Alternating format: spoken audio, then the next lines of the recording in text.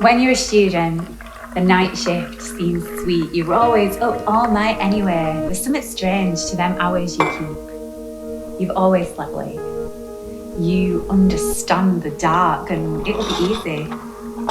That's what you think. Just minding reception at a hotel, watching films on your laptop, letting in guests too drunk to use their card-shaped keys. For the first few weeks, it's coffee and donuts and your feet up on the desk feeling smug, like you've cracked a code. That fat satisfaction doesn't take long to corrode. Because lack of daylight damages your health. It makes you see shadows and hear people talking that aren't really there. It makes you not trust yourself. Shapes that move in corners, someone saying your name, even though you're alone. The monitors hiss static and show things that aren't real, and there's no one to tell when you get home. You read the internet, a digital deluge of articles with titles like 9 ways a lack of sun is killing you. Then you find the forums, a weird kind of home where new messages bubble up in nights off bleeps. In that dread time between 3 a.m. and 4, you keep each other company. Learn the words. Before long you're calling normals daywalkers and comparing hallucination stories like you've been doing this for years.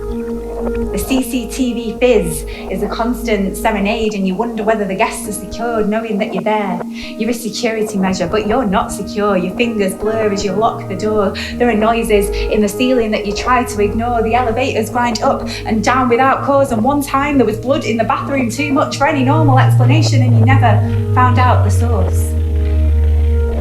There are incidents that seem more innocent, but the worst are the nights where nothing happens, where the clock goes from late to later so slow that the numbers seem numb. Studies show that working shifts like yours send the body into chaos, that the consequences are severe and maybe permanent.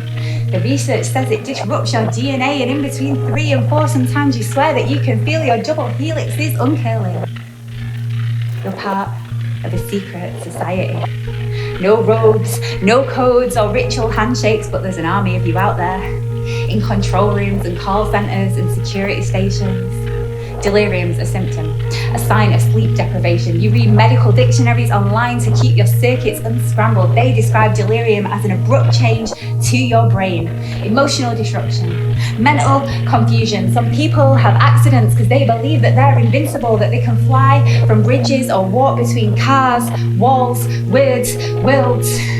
Not you.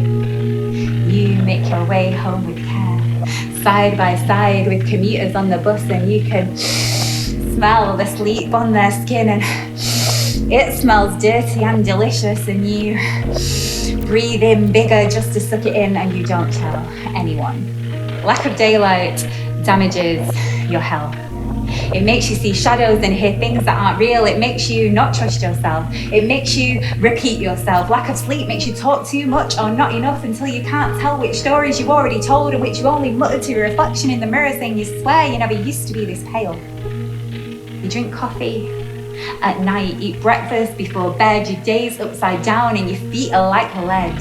People become thin as tracing paper. No grit, no shine, not real. Daylight's like coming up from a coma. And you go home at dawn, stare down your still asleep street, pretend not to see the silhouettes that slink and swerve at the corners of your vision. Boxes, gaze back, unafraid, feast from discarded takeaway cartons and steal things from gardens for fun. They strut between buildings like princes as you fumble your key in the door. They know that you're their only witness, and you'll never believe what you saw.